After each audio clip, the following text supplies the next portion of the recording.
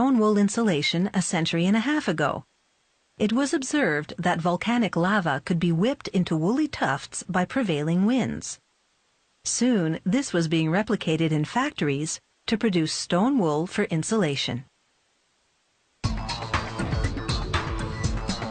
Shaped into bats, stone wool insulation can be tucked snugly between the studs of a framed wall. It acts as both a thermal and acoustic insulator. Here's the soundproofing proof. In this demonstration, an activated alarm goes into a box lined with stone wool. When the lid is closed, the sound is contained. When it's lifted again, the annoying sound is back. They make stone wool from basalt rock and slag recycled from the steel industry.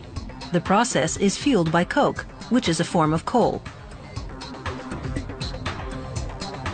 Basalt rock is solidified lava formed when rock melts underground and then quickly cools.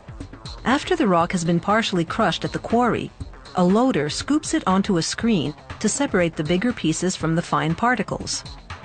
The particles will be processed into briquettes, which can be used in the production of stone wool, along with the bigger pieces of rock. The rock and briquettes, along with the steel slag, melt into lava in a furnace. Temperatures reach 1500 degrees Celsius, as hot as a volcano. A spinning machine whips the lava into thin strands of stone wool in a process that's like making cotton candy. The strands form tufts, and a little binding solution holds them together. A spray of oil adds water repellents. Now a fleecy web, the stone wool rides a conveyor to the factory's upper level, where it spills into a huge pendulum device. The pendulum swings to and fro to layer the stone wool in a zigzag pattern. The number of layers varies, depending on the kind of insulation being made. The now layered stone wool travels between rollers, which compress it substantially, adding density to the wool. Automated pushers tuck in the pack on each side as the wool enters a long oven. The heat cures the binder applied earlier, allowing the compressed fibers to hold their shape.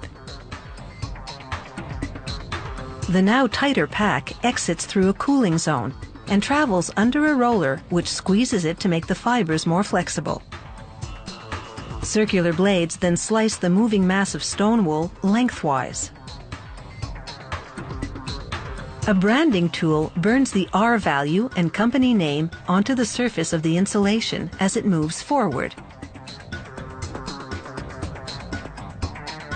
Robotic arms swing back and forth to slice the insulation to its final dimensions. Instead of sharp steel blades, these robots use high-pressure water jets to make their cuts. The jets do a precise job without generating dust or waste. And the stone wool doesn't absorb the water from the jets. The sheer density of the wool makes it moisture-resistant, along with the oil added to the fibers during spinning.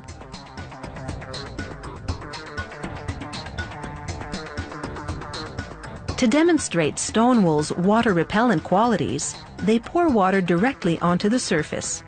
There's no absorption. The water just runs off. In this routine test, a worker torches the wool, and it doesn't catch fire.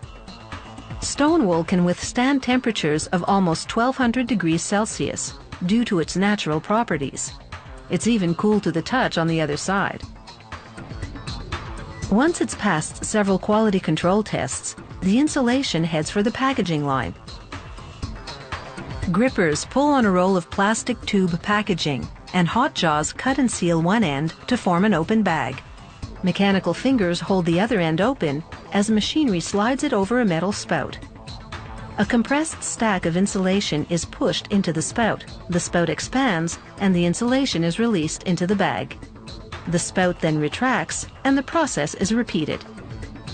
Machinery heat seals the open end.